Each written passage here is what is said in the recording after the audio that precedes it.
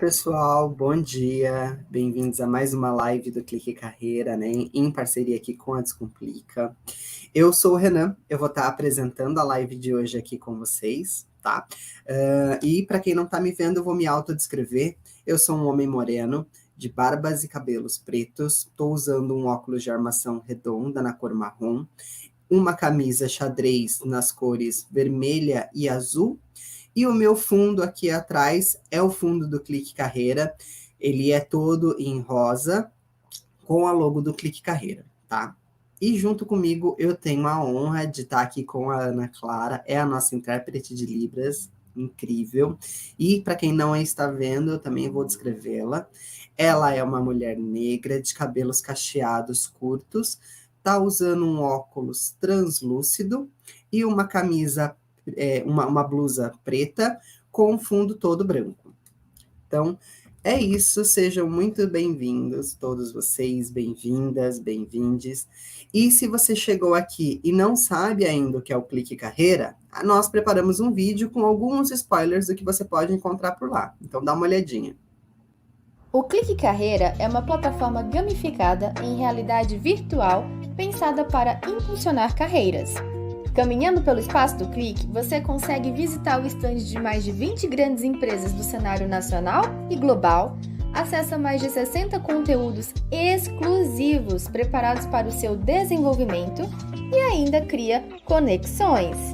Visitando o mural de botões de cada stand, você consegue acessar o portal de carreira das organizações, pode conferir as vagas e se cadastrar naquela que dá match com você.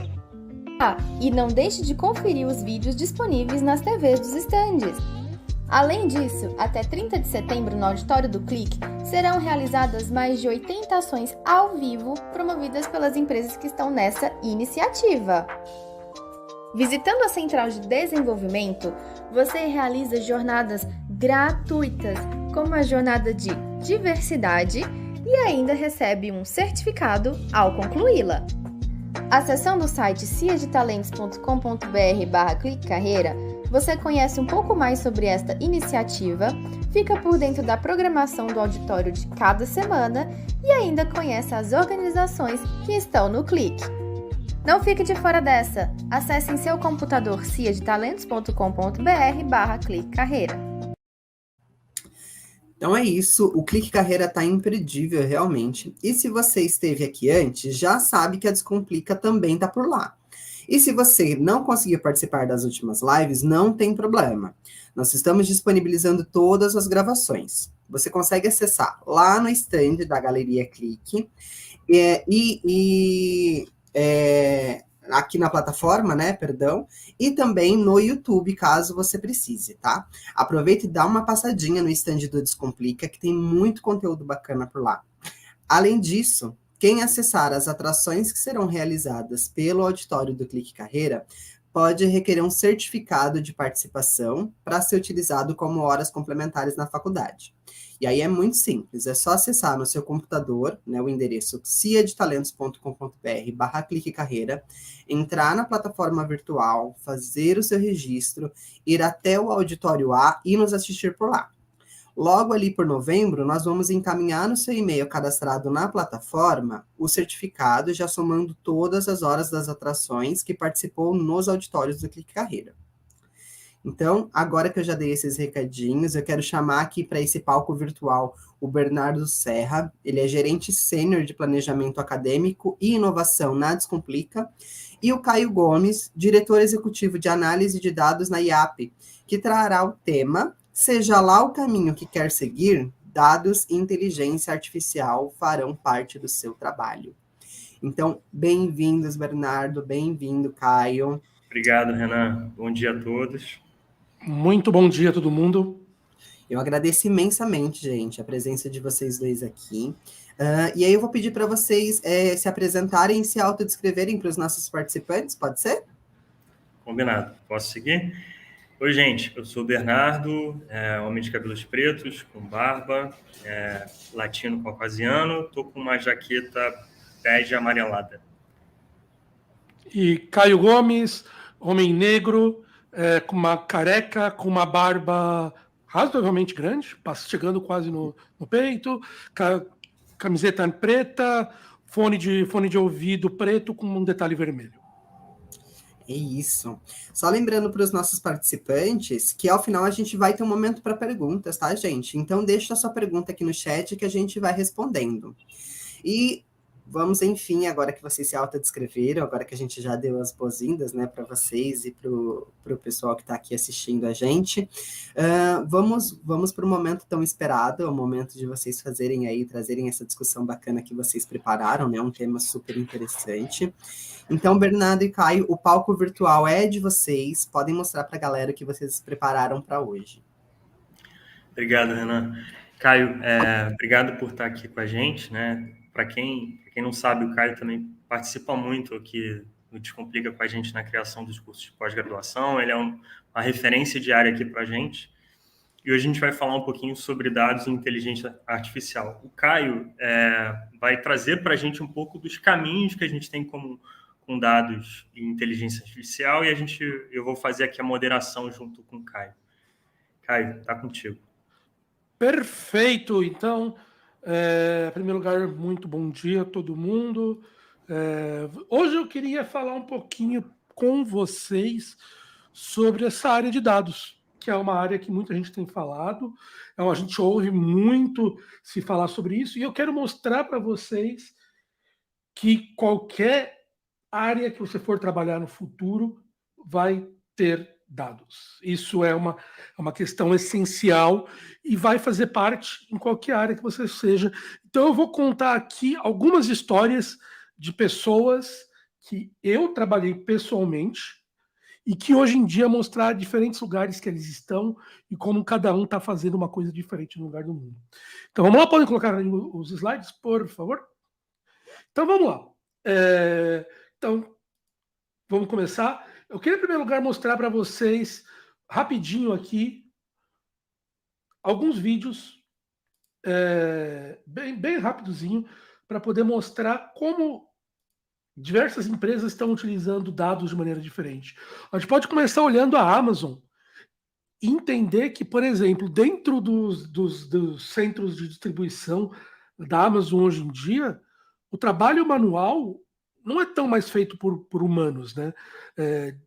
Entrega de diferentes produtos, quem busca os produtos, é tudo feito nesse armazém, mais de 800 robôs, por exemplo, que estão trabalhando para poder transportar as prateleiras, tudo de maneira automatizada, da maneira mais otimizada, sem que uma pessoa esteja controlando. Tudo isso é feito utilizando inteligência artificial. Novamente, os humanos ficam parados, eles tiram os itens das plataformas, mas eles não... A maior parte do trabalho pesado está sendo feito por robôs, não mais feito por humanos. E isso vai continuar sendo. No futuro, talvez até o trabalho mais fino de tirar da prateleira, tudo vai ser feito por robôs sem nenhuma intervenção humana. E tudo isso é feito utilizando o quê? Muitos dados de como eles se movimentam, de quais são as melhores relações deles dentro do centro de distribuição. Um outro exemplo que a gente pode falar também, e esse aqui é um exemplo que deixa eu só tirar o som aqui, e esse é um exemplo que vocês podem entender, é compreensão de imagens.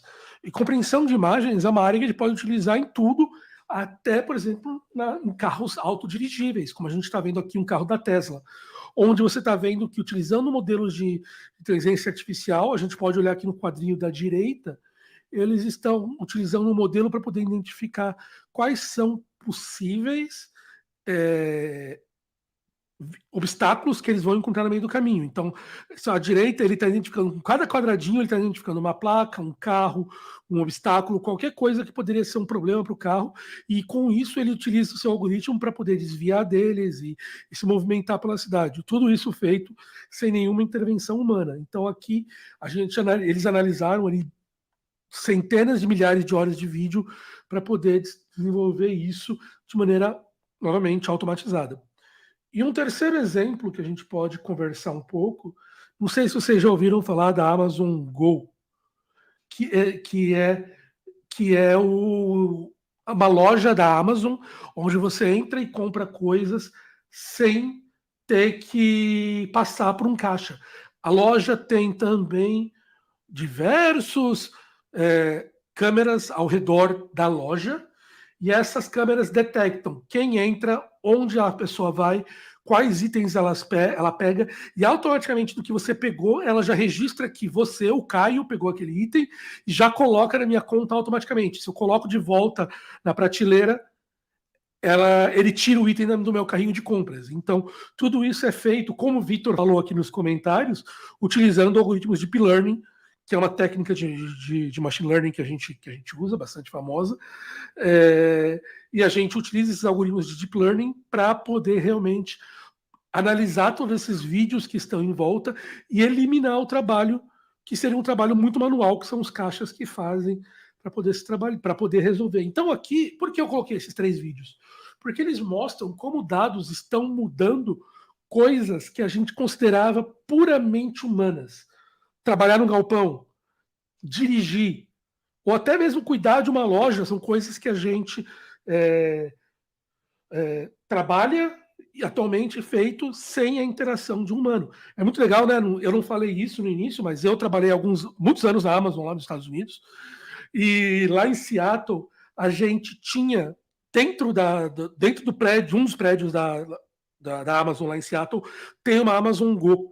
E a gente tinha um campeonato que o pessoal fazia, que era de manhã, quem conseguia entrar, pegar um item e sair o mais rápido possível, e tentava ser o campeão, para ver quem conseguia entrar, pegar o item e sair o mais rápido possível para enganar os sistemas. A gente também tinha uma brincadeira que a gente fazia lá na Amazon, que era tentar enganar o sistema. Então a gente entrava 3 pessoas na loja, um pegava o item, passava para o outro e entregava para outra pessoa, colocava na prateleira errada, o outro pegava, e a gente nunca conseguia enganar o sistema da Amazon Go. Então mostrando que são sistemas muito bem treinados. Então, de novo, isso aqui é para mostrar para vocês como esses tipos de coisas mostram que dados estão por todas as partes. Não importa o que você for fazer, não importa se você vai fazer direito, se você vai fazer arquitetura, dados vão fazer parte da sua vida, e é isso que eu quero mostrar aqui um pouquinho para vocês. E para poder mostrar isso, eu vou contar aqui, então, 6 empresas e 6 pessoas, e diferentes histórias de cada um deles. Vou começar com esse rapaz aqui. Esse é o Lucas. O Lucas, eu trabalhei com ele muitos anos atrás numa empresa chamada Vector Investimentos. A Vector é uma empresa, eu acho que ela não existe mais, mas era uma empresa que a gente fazia trading no mercado financeiro de maneira automatizada. Somente utilizando machine learning, a gente entrava e comprava ações, a gente entrava e comprava opções, tudo de maneira automatizada, utilizando robôs. Então, para isso, a gente desenvolvia modelos de machine learning que iam tentar entender quais que eram os retornos normais de 2 ações e tentar agir quando uma ação ficasse muito mais cara do que a gente achava que ela deveria ficar, ou muito mais barata, e automaticamente a gente tinha robôs que iam e cuidavam de comprar e vender essas ações, tudo de maneira automatizada. Então a gente chegava a fazer milhões de trades num dia, somente buscando essas pequenas oportunidades dentro do mercado, que eram de poucas ações, e a gente tinha robôs que, assim, no instante que ela aparecia, o robô estava conectado diretamente à Bolsa de Valores, ele ia e comprava aquela ação, tudo de maneira automatizada. O Lucas, ele foi meu estagiário, muitos anos atrás, como eu falei, lá para 2010, e atualmente o Lucas é diretor da Nubank. Ele cuida da área de expansão de cartões de crédito para pessoas que são desbancarizadas, pessoas que não têm banco, está ainda utilizando machine learning para poder encontrar essas pessoas e trabalharem com elas. Então, para vocês verem, ele começou como meu estagiário lá muitos anos atrás e hoje em dia aí é diretor de Data Science de uma das maiores empresas do Brasil, uma das empresas mais bem faladas atualmente. Tive a honra de trabalhar de novo com ele ano passado e é uma pessoa inacreditável. Em segundo lugar, eu queria contar um pouquinho para vocês sobre esse meu amigo também careca aqui, que é o Renan Mendes. O Renan, eu trabalhei com o Renan mais ou menos para 2012. o Renan, ele é um desenvolvedor, mas que tem uma vocação muito boa para a área de dados. E a gente trabalhou juntos numa empresa que se chama Apontador e Maplink. Talvez vocês conheçam, é uma empresa que foram muito mais famosa no passado, mas atualmente, desculpa, atualmente não, mas especificamente no branch da Maplink, que cuidava de mapas. E o que a gente tinha que fazer? Então, eu trabalhei nessa empresa de 2012 a 2015 e trabalhei com o Renan de 2013 a 2015 dentro dessa empresa. E o que a gente fez juntos? Aqui uma foto, não esqueci de falar isso, uma foto do nosso escritório, como toda boa empresa de tecnologia, conceito aberto, todo mundo trabalhando junto, uma zona barulheira do caramba, mas era muito legal, a gente tinha essa oportunidade realmente de conectar com pessoas e trabalhar diretamente. Mas o que a gente fazia, eu e o Renan? A gente desenvolvia modelos para predição de trânsito. Então, basicamente, a gente queria prever qual que ia ser o trânsito na cidade de São Paulo, por exemplo, num determinado momento. Então, a gente usava a informação dos celulares dos nossos clientes, a gente captava essa informação, a gente processava ela e a gente conseguia determinar quando um cliente estava num carro ou não, pelo tipo de movimento que ele tinha.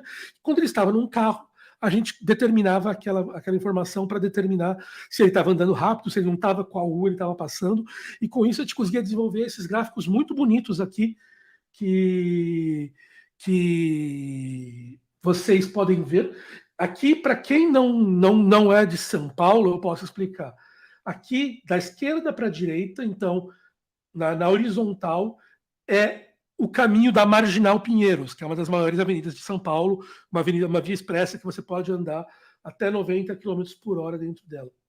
E na vertical tá os horários do dia. Então, quando está em azul, o trânsito está bom. Quando está em vermelho, o trânsito está ruim.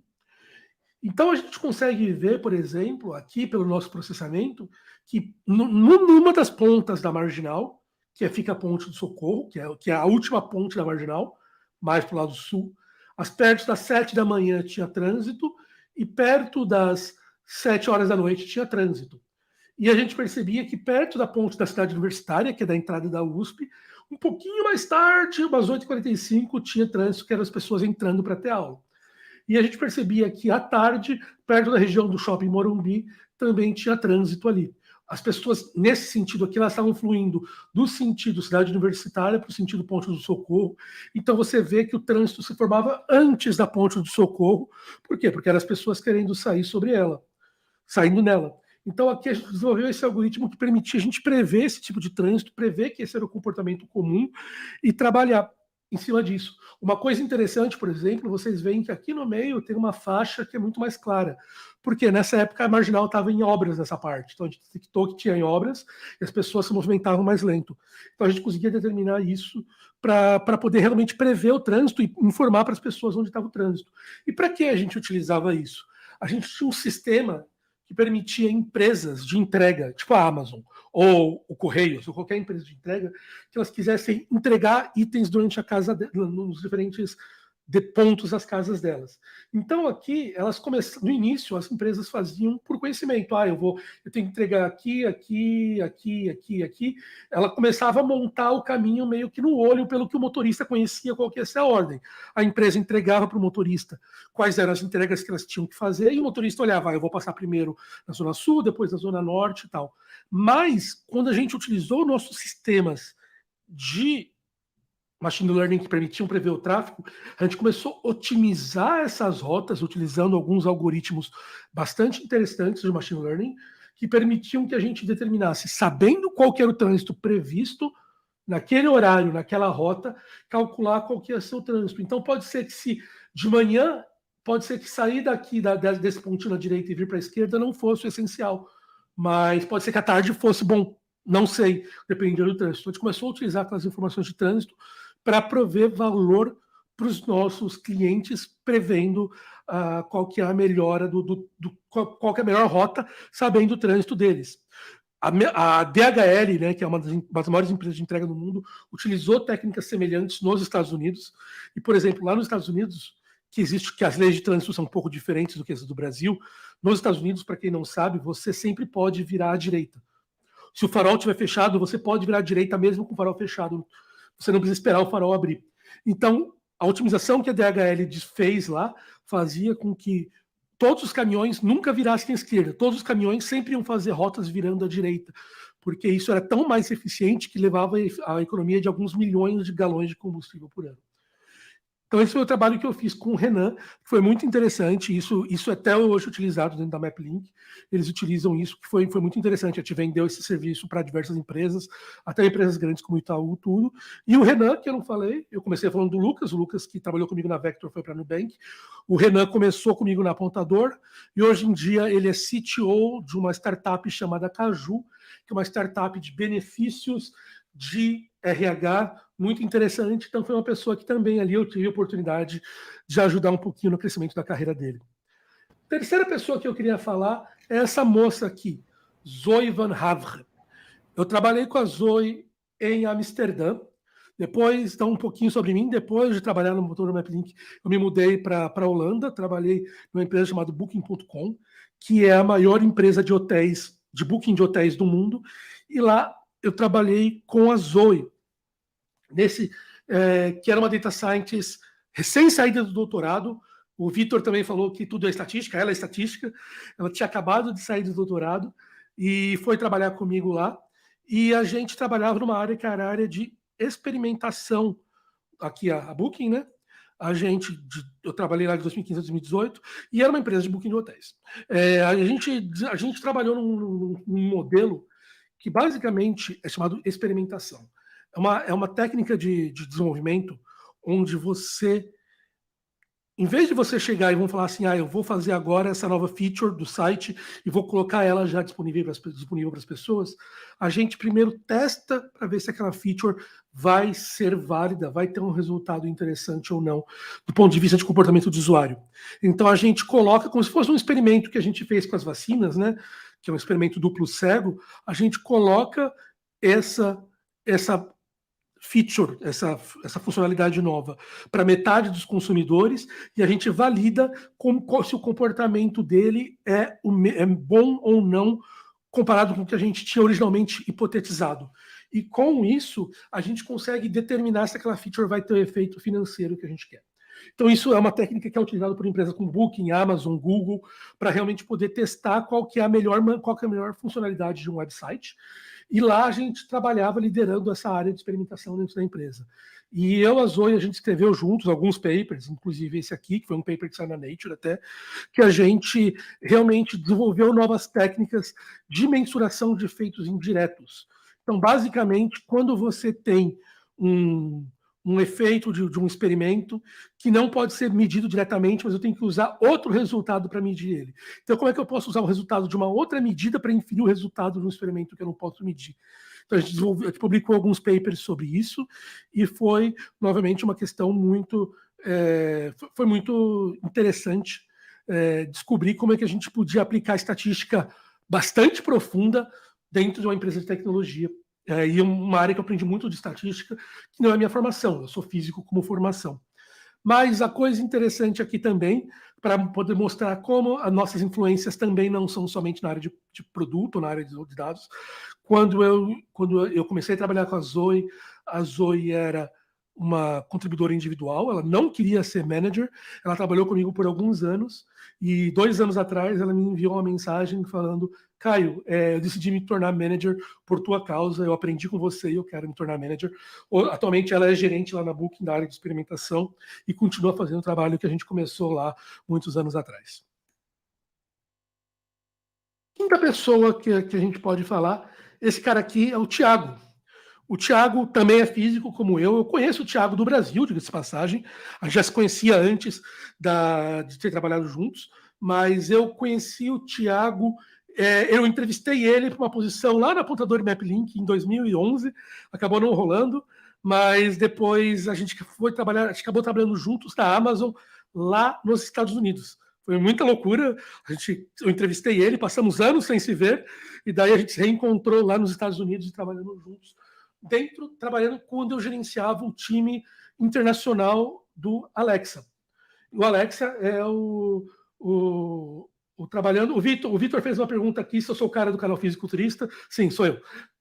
Sou eu sim, Vitor. Então, o Thiago e eu trabalhamos juntos lá dentro do Alexa. Então, basicamente, dentro da Amazon, e aqui a foto da sede da Amazon, com uma piada sobre essas duas bolas gigantes que o Jeff Bezos resolveu fazer. E a gente tinha uma piadinha do nome disso, que eu não vou fazer porque não é propriamente para um evento como esse, mas a gente tinha uma piadinha que circulava na empresa sobre isso. Mas basicamente o que a gente fazia dentro da Amazon, a gente trabalhava dentro do Alexa, que é o desenvolvedor, que é o personal assistant da Amazon, e basicamente a gente trabalhava dentro da área que era de NLU, Natural Language Understanding. A gente trabalhava no motor que fazia o Alexa entender o que as pessoas dizem. Então, basicamente, se você fala a frase, Alexa, toque Taylor Swift para mim, a gente trabalhava na parte que ia pegar e compreender semanticamente essa frase e compreender que essa frase dizia que toque é uma ação, Taylor Swift é uma cantora, então toque Taylor Swift significa que a pessoa queria tocar músicas vindo da Taylor Swift. Que é diferente de você dizer, por exemplo, Alexa, toque, ou play, que em inglês é mais complicado, play Inception, que é um filme, então a gente ia descobrir que Inception era um filme, então você queria tocar um filme. Então, em vez de mandar você pro Spotify, a gente ia mandar você para Netflix, por exemplo. Então, a gente trabalhava realmente nessa parte de compreensão com línguas internacionais. Então, como português, francês, japonês e outras línguas que eu nem de perto falo. E o nosso trabalho era realmente desenvolver esses motores para que pudessem funcionar de maneira clara e que as pessoas pudessem entender para qualquer nova funcionalidade. Então, imagina que a gente tem milhões de pessoas diariamente utilizando, que falam de maneiras diferentes. Imagina que em português eu posso dizer, Alexa, acenda essa luz, a luz, por favor, acenda essa luz, por favor, acenda essa luz agora. Existe uma variação infinita de maneiras que eu posso dizer uma coisa, e a Alexa precisava entender todas essas diferentes. Em algumas línguas, palavras se chocam, por exemplo. Em espanhol, você diz ferma la lumière, que é fecha a luz, seria traduzindo literalmente, mas isso significa desligue a luz. Então, a Alexa precisa entender que fechar, nesse caso, não é uma porta, é uma luz. Então, a gente precisa realmente cuidar de todos esses detalhes de compreensão. E eu e o Thiago trabalhamos muito nessa parte de realmente criar modelos para que a gente fizesse isso. Nessa parte, como eu falei, eu liderava todo o time internacional da Alexa, tinham 75 pessoas que reportavam para mim, e eu trabalhava cuidando de tudo isso, e o Thiago era uma delas. Então, e aqui o que eu queria dizer, né? Basicamente, como a Alexa funciona, ela converte voz em texto, texto em significado em ação, e a gente trabalhava na parte do meio, convertendo o texto em significado, que foi uma coisa muito louca, porque eu nunca tinha trabalhado com linguística antes, e passei alguns anos ali trabalhando com linguística para trabalhar com isso. E a última pessoa que eu gostaria de falar é esse senhorzinho aqui, que é o Jacob. O Jacob foi o meu último chefe. O Jacob é um cara que ele tem uma carreira muito diferente. Ele começou a sua carreira na área bancária, trabalhou muitos anos em diferentes bancos nos Estados Unidos, cuidando da área de crédito, de tudo isso. E em um determinado momento, já depois dos 40 anos dele, 40 anos de idade, ele já era uma pessoa muito sênior dentro dos bancos, ele resolveu migrar para a área de Data Science. E ele resolveu, então, ele fez um MBA em Data Science e começou a trabalhar com isso. Quando eu trabalhei com ele, ele era o Chief Data Scientist da Nubank, então, basicamente, ele era meu chefe, onde ele era responsável por toda a área de dados da Nubank. Só um segundinho.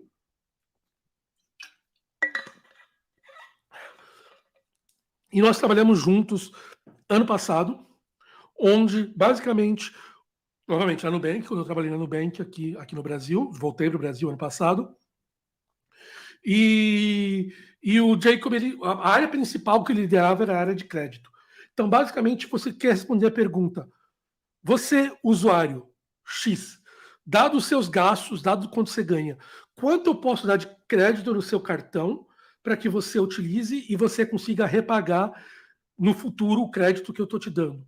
Então, para isso, a Nubank utiliza diversos modelos de machine learning para tentar encontrar qual que é esse valor ótimo de crédito que a pessoa vai repagar e que permita que ela utilize o cartão. Porque se eu dou muito pouco, se eu te dou R$10, você não vai usar seu cartão para nada, para que eu dou R$10? Mas se eu te dou R$10 mil e você ganha 1.000, isso também pode ser um problema. Então, a gente tentava criar modelos que iam permitir com que a pessoa tivesse um modelo ótimo de uso de crédito e que fosse útil para eles.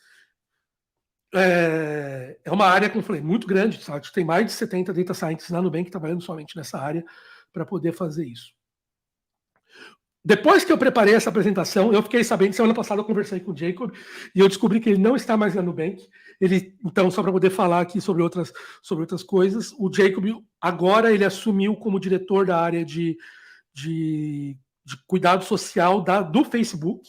Então, basicamente, ele está cuidando da área que cuida de modelos para prever problemas em eleição, fraude do WhatsApp, coisas assim. Então, ele saiu da Nubank, ele é americano, né? E ele está trabalhando agora na Facebook. E foi tão em cima da hora que não deu tempo de eu mudar a apresentação para poder botar aqui onde eles estão agora. Mas, então, legal aqui. Eu falei de 6 casos diferentes de pessoas e mostrei diferentes usos que vão de trânsito, hotel, crédito, investimento, diferentes áreas que a gente pode utilizar. Mas, se você gostou disso, como é que eu posso entrar nessa área? Essa agora é a coisa interessante. Antes de falar como você pode entrar, o que você pode fazer nessa área? É muita coisa que você pode fazer. São diversas, diferentes áreas que você pode trabalhar dentro da área de dados. Você pode trabalhar como um Business Intelligence Developer, onde você vai estar trabalhando para realmente prover inteligência para os seus gestores. Você pode trabalhar cuidando da arquitetura de dados, porque você precisa guardar os dados de uma maneira que sejam facilmente recuperáveis posteriormente. Você pode trabalhar como Data Engineer, criando os sistemas que permitem que esses dados sejam utilizados. Você pode cuidar da governança para garantir que esses dados sejam bem utilizados, que as permissões estejam certas. Você pode cuidar como um data scientist, você pode, para poder criar modelos de machine learning que vão trabalhar como NLP ou computer vision. Você pode trabalhar como um software engineer para poder pegar esses dados e criar aplicações em cima dela. Então, você tem diversas áreas que você pode trabalhar, desde pessoas que querem trabalhar mais próximo do negócio, como Data Analyst ou BI, a pessoas que querem trabalhar mais na área de criação de modelos, como Data Scientist, para áreas muito mais técnicas da área de desenvolvimento, como Data Engineer ou Software Engineer, ou mesmo aplicações de novas coisas, como Computer Vision, para quem trabalha lá na Tesla, Robotics, para quem trabalha no armazém da Amazon, NLP, para quem trabalha no Alexa. Então, você tem diversas possíveis aplicações que você pode trabalhar dentro dessa, para poder fazer isso funcionar. E ali você fala assim, legal, bacana, eu vi que isso não é uma coisa unicamente feito para quem quer ser programador, você pode ter uma área mais ligada a negócios, você pode ser muito voltado à programação, você pode ficar no meio do caminho, mas se eu sei isso, como é que eu entro nessa área? Assim, vamos ser bastante claro, assim, as áreas que mais atualmente se contratam para essas áreas são essas, né? Engenharia, matemática, física, ciências da computação e outros cursos da computação também, né? Análise de sistemas, tal, economia e estatística. Essas são as áreas que mais se contratam para trabalhar. Só que não são as únicas. Eu conheço filósofos que trabalham nessa área, eu conheço administradores, eu conheço nutricionistas, porque cada um deles chega nessa área por uma análise diferente. O nutricionista pode começar analisando questões de cardápios e chegar na área de dados depois disso. A única diferença é que o caminho vai ser um pouquinho mais difícil. Você não vai ter toda a matemática que você precisa a princípio. Você vai ter que dar uma volta maior, mas o caminho é aberto para todos. Não existe um fechamento de falar, eu preciso fazer tal área. Dessas pessoas que eu falei, por exemplo, o Jacob é uma pessoa que fez letras. Nada a ver com o que ele tá, com o que ele tinha trabalhado anteriormente, e atualmente ele está no Facebook como diretor, um cargo muito interessante. Então, novamente, assim, os caminhos mais fáceis são aqueles que existem uma noção de matemática, estatística, programação envolvida, mas o caminho não é único. E ninguém vai te bloquear se você quiser fazer o caminho por outro caminho. O que importa, sim, é o que você sabe fazer e o que você vai entregar. E eu conheço diversas pessoas que fizeram outros caminhos e estão lá hoje em dia. Então, era isso que eu queria falar para vocês aqui. Eu realmente queria só mostrar essa introdução, mostrar que dados é uma coisa que não está fechado só para grandes techs. Empresas de tecnologia, empresas fora do mercado de tecnologia estão utilizando, mesmo empresas do varejo tradicional estão utilizando Marisa, eles utilizam bastante machine learning para prever onde eles vão mandar os itens. Um vestido, se eu mando para essa loja ou para essa loja, eles utilizam isso, então é uma coisa que faz parte de tudo.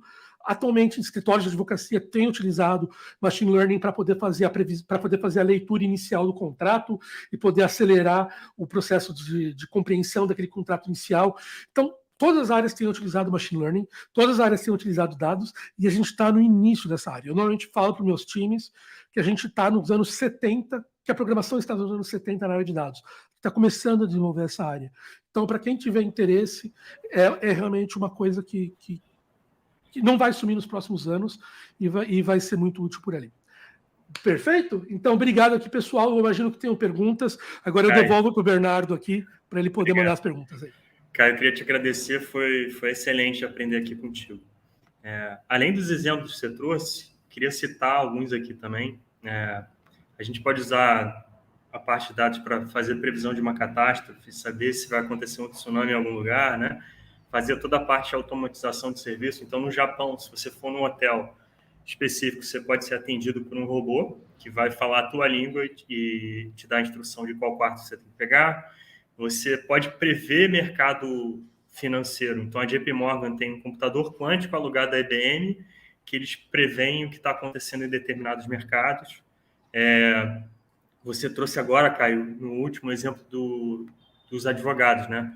Alguns tribunais, por exemplo, o Tribunal de São Paulo, já utiliza inteligência artificial para agilizar os processos, para fazer uma triagem inicial dos processos.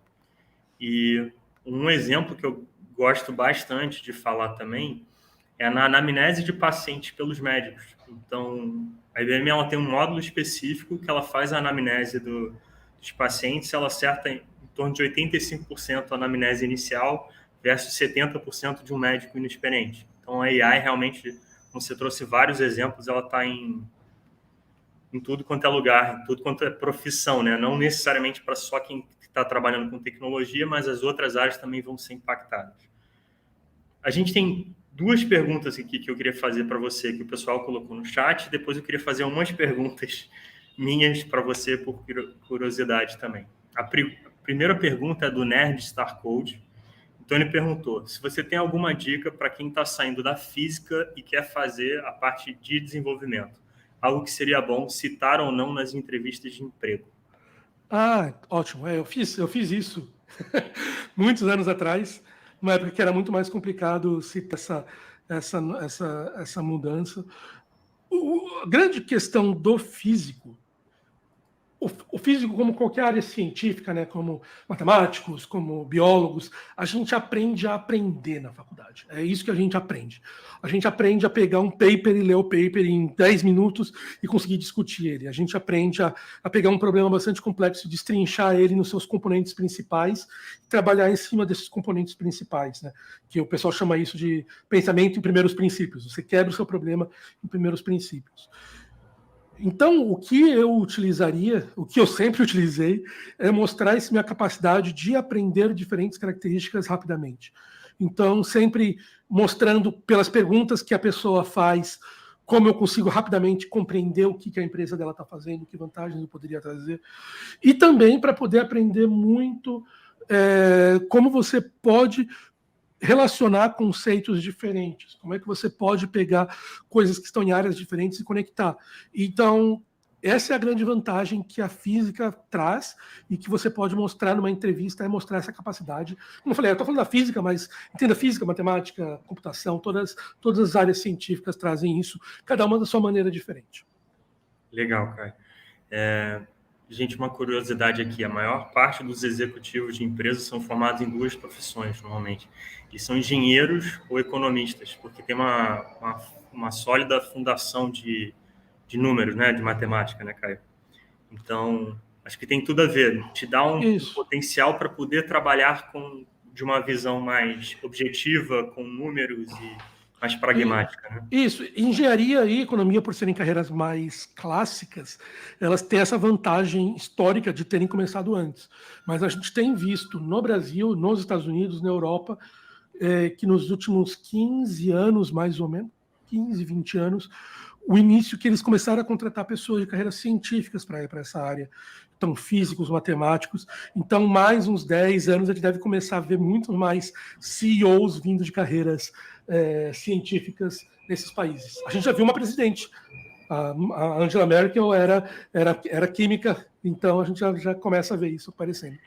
Com certeza. E acho que tem um ponto muito interessante que você falou também, que é essa base sólida matemática ou estatística, que tem outras profissões que estão desenvolvendo. Então, quando a gente falava muito da psicologia, pelo menos no Brasil, o paradigma era muito orientado à psicanálise, que não necessariamente é a mesma coisa, né? E nos Estados Unidos você tem uma psicologia com uma base científica muito forte. E aí a estatística é muito, muito importante. Então você vê que entre algumas das melhores escolas do mundo, a gente tem, por exemplo, o Duke, que é a melhor escola de psicologia do mundo, e a base estatística dos caras é extremamente forte para fazer pesquisa científica, né? Não necessariamente achismo em relação ao comportamento humano. Então isso é bem legal e isso é uma tendência do ensino superior. Então a gente trazer um pouco de matemática para carreiras que a gente não via antes e essa interação com a tecnologia. Exatamente. Caio, tem uma outra pergunta aqui, que é a pergunta do Cauã. O Cauã te mandou um bom dia e queria perguntar para você se você tem alguma graduação em programação ou se você tem alguma complementação para aprender e se é difícil conseguir um trabalho fora do Brasil. Não, eu não tenho nenhum curso fora, eu sou físico, fiz meu mestrado em física, estava fazendo meu doutorado em física e abandonei o doutorado quando eu fui trabalhar na Vector, em 2007. Então, assim, tudo que eu aprendi sozinho. E aquilo que eu falei antes, eu utilizo todos os dias os conceitos que a física me deu de aprender rápido, e eu utilizo isso todos os dias para poder aprender mais. Então foi ali que eu aprendi programar, que eu aprendi estatística, que eu aprendi machine learning, que eu aprendo otimização, todas essas coisas vão sendo feitas no aprendizado diário. Sobre trabalhar fora é muito mais fácil se você está na área de tecnologia. Porque para um advogado é muito mais difícil você trocar de país. São leis diferentes, você não consegue revalidar o seu diploma. Tal. Tecnologia não existe diploma, então as empresas não se preocupam em relação a isso. E, além disso, vários países, Holanda, Estados Unidos, Canadá, Alemanha, Portugal, Inglaterra, para citar alguns, têm vistos especiais para pessoas de tecnologia. Então é muito mais fácil você conseguir fazer essa migração. O grande truque para você fazer essa mudança é que você precisa realmente, diferente de normalmente quando você está trabalhando numa empresa nacional que tem conteúdo, que você conhece as pessoas, que você tem contato, para uma empresa internacional muitos detalhes vêm de uma conversa, muitos detalhes vêm de você aprender, de você conseguir provar que você tem o portfólio necessário para poder fazer isso. Então você passa por entrevistas que talvez são muito mais complexas, talvez não tão técnicas, dependendo do nível do seu posto, mas onde eles vão validar realmente se você tem o tipo de pensamento que eles estão buscando, se você tem o tipo de resolução de problemas que eles estão buscando. Então você passa por diversas entrevistas até conseguir provar isso, mas daí você precisa mostrar que você consegue falar inglês, que você tem uma experiência compatível com aquilo tudo. Então, assim, existe um trabalho de preparação, principalmente em você se preparar para você conseguir chegar àquela posição, porque uma empresa como a Amazon, cada posição recebe centenas de inscrições por dia, então você precisa brilhar de alguma maneira para poder aparecer no radar do gerente de contratação, do hiring manager, mas a partir do que você faz, é muito assim, existem realmente técnicas de como se faz isso, de quem já passou aprende com o tempo. Legal, Caio. Caio, puxando até o gancho disso, quem quer começar a aprender e não necessariamente ter uma base tão forte como a tua na física, que tem um pensamento matemático e uma abstração muito boa, qual é o caminho para isso? Então, acho que existem dois caminhos possíveis que você pode fazer. Você pode fazer cursos, ou você pode aprender sozinho.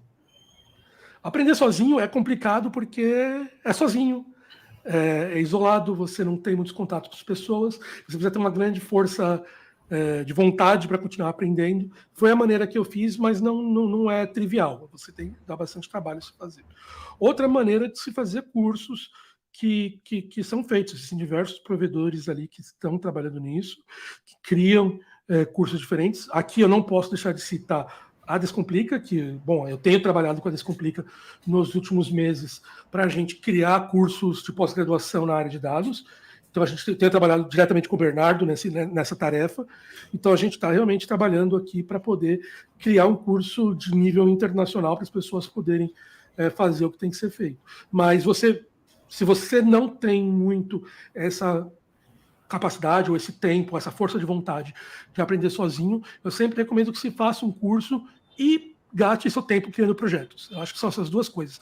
Mesmo que você faça um curso, depois do curso você vai ter que criar um portfólio. Então senta e passa seu tempo criando projetos, participando de competições, criando coisas que você pode realmente aprender a fazer diferentes modelos, a poder botar eles em prática.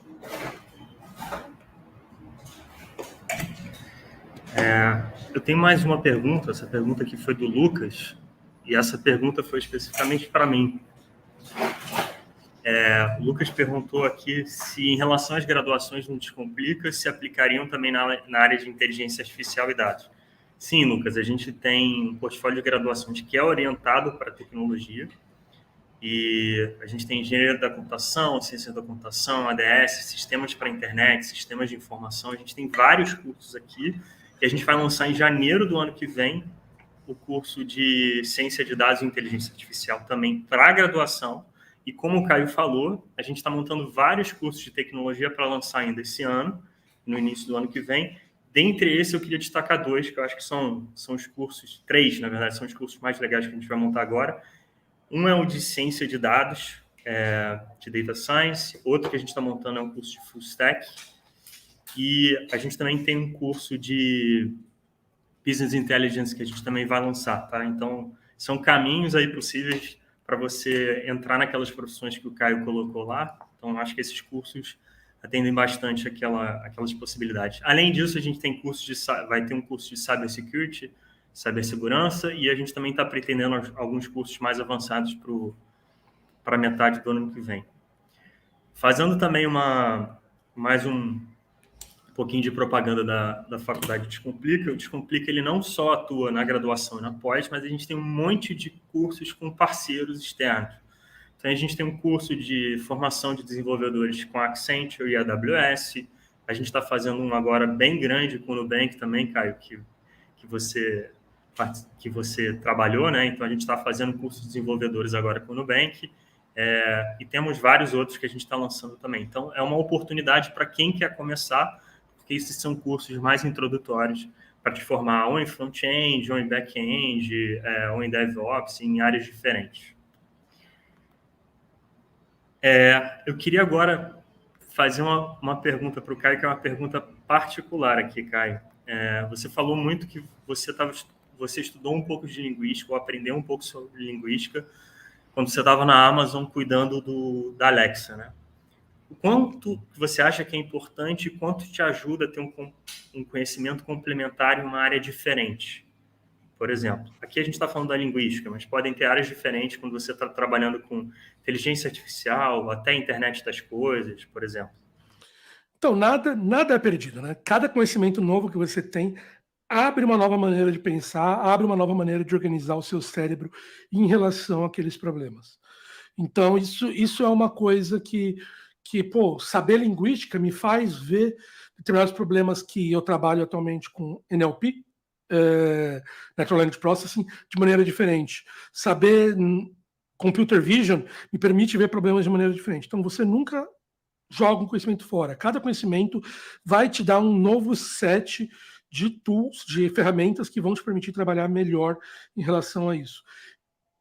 E isso nunca é perdido. Assim, eu sempre brinco quando eu dou minhas mentorias, falando que existem 2 caminhos que você pode seguir. ou você pode seguir como generalista ou como especialista. Eu sempre escolhi o caminho do generalista. Então, para mim, quanto mais eu conheço, mais me permite atuar em diferentes áreas e é o que me permite aprender cada vez mais rápido. O fato de eu ter trabalhado com psicólogos no passado me faz entender melhor a área de produto. O fato de eu ter trabalhado de eu ter trabalhado um pouco com linguística me faz entender melhor o processamento de linguagem para buscas, por exemplo. Então, cada área sempre vai te dar um conhecimento e esse conhecimento não vai ser perdido. Então, normalmente a gente fala hoje em dia que o grande profissional é aquele profissional que ele não é super especializado em um.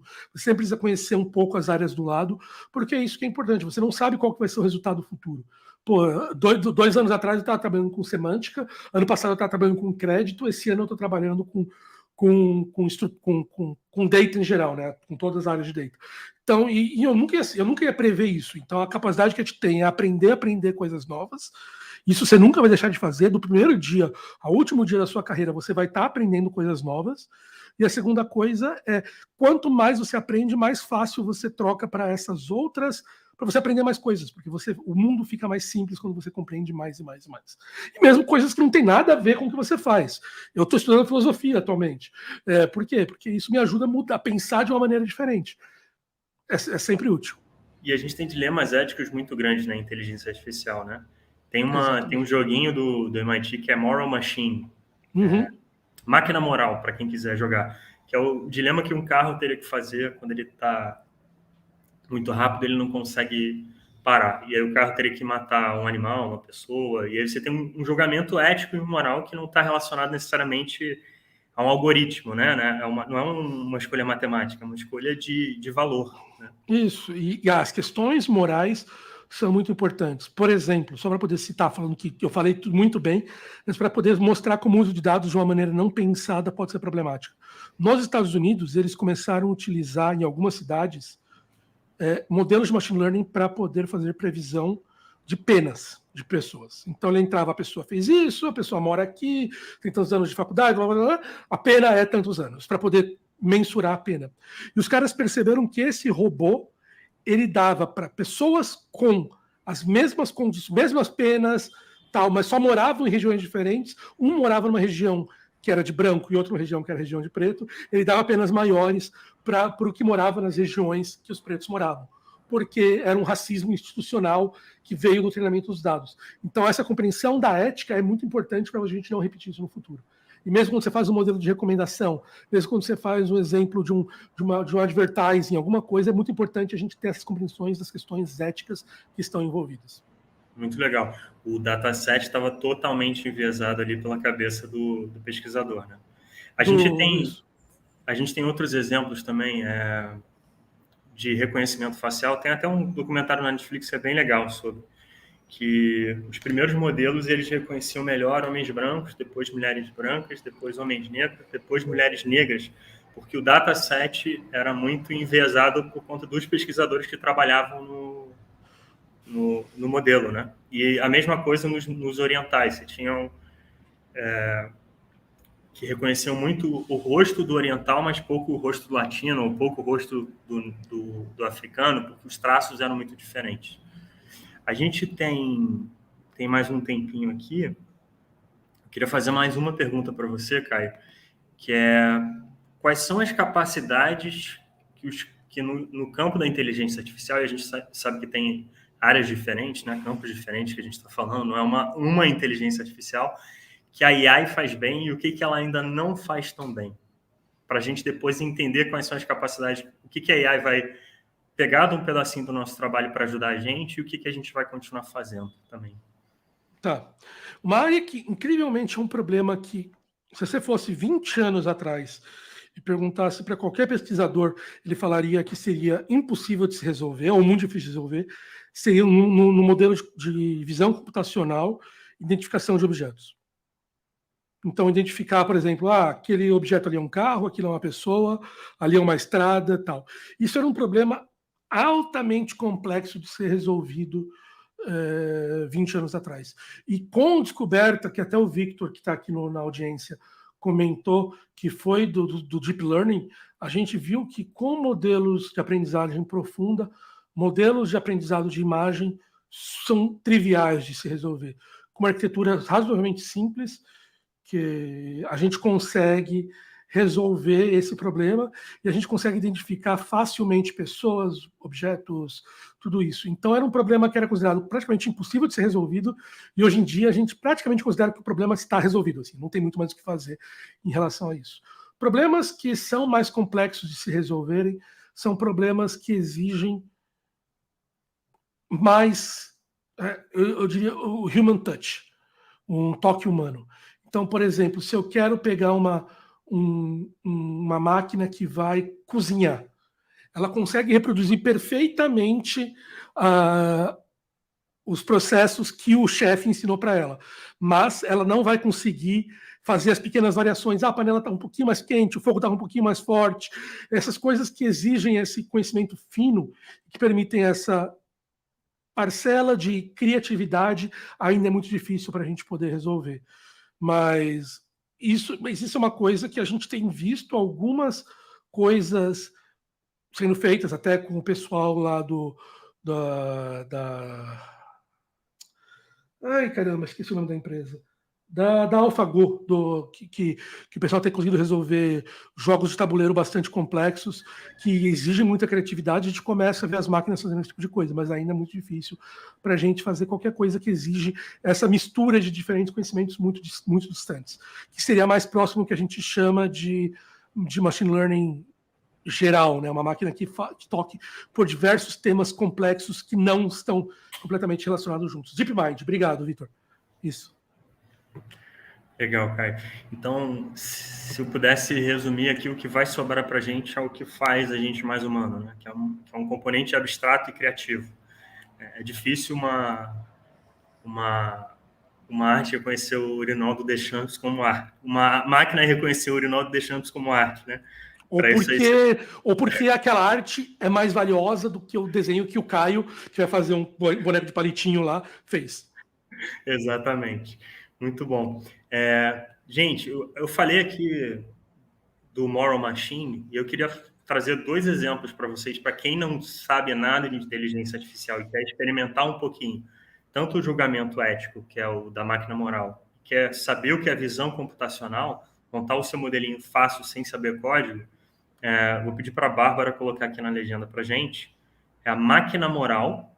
Vocês podem pesquisar aí, vocês vão achar. E o outro é o Teachable Machine. Tá? Então, quem quiser ter esse gostinho, bem legal acessar isso aqui. Vamos ver se a gente tem mais comentário. A gente acabou as perguntas. Eu queria agradecer demais ao Caio, gente. Toda vez que eu converso com o Caio, eu aprendo um pouco mais e a gente melhora os nossos cursos lá no Descomplica. Caio, foi um prazer estar aqui contigo, aprendi demais e queria agradecer demais a vocês também que estão assistindo aqui em casa. Foi um prazer estar junto com vocês e receber os comentários de vocês. Quem tiver interesse para saber os cursos que a gente tem no Descomplica, vocês podem acessar www.descomplica.com.br. A gente tem tanto curso de graduação quanto pós-graduação. E você também pode fazer os cursos livres, se você não tiver interesse em fazer uma graduação ou pós. Se você for uma empresa e quiser fazer parceria ou algum curso com a gente também está lá. Muito obrigado. Renan? Eu quero agradecer também vocês aqui, né? E, bom, gente, é muito incrível quando alguns horizontes eles são abertos, né? E é por isso, principalmente, que eu quero agradecer ao Bernardo e ao Caio que trouxeram esse tema, porque mesmo quem não pretende, né, se profissionalizar em alguma área de tecnologia, eu acho que a partir de toda essa discussão, de todo esse conteúdo que vocês trouxeram, agora a gente entende como os dados eles podem trabalhar como um fator facilitador em qualquer área, né? Então, muito obrigado, Bernardo, muito obrigado, Caio, por ampliar essa visão, né, sobre o uso do processamento de dados. Muito obrigado mesmo, foi bem legal acompanhar. Obrigado, Renan. Um prazer estar aqui na Companhia de Talentos. Obrigado, gente. Obrigado pelo convite. A gente que agradece. E eu vou me despedir... Ana, obrigado pelas livros também. Sim.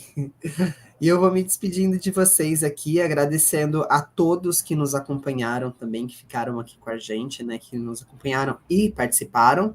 Mas antes eu quero contar aqui, o Clique Carreira, ele segue com programação até o dia 30/9, e a Descomplica volta na próxima terça-feira, dia 13/9. falando sobre o papel da educação sem distância na empregabilidade do futuro. Então, acompanhe a nossa programação pelo site ciadetalentos.com.br/clique carreira. Aproveita e acessa também a plataforma, visita o stand da Descomplica, que lá tem um teste vocacional gratuito para você realizar e mais materiais para você se desenvolver. Então, muito obrigado por estarem conosco e até a próxima. Tchau, tchau.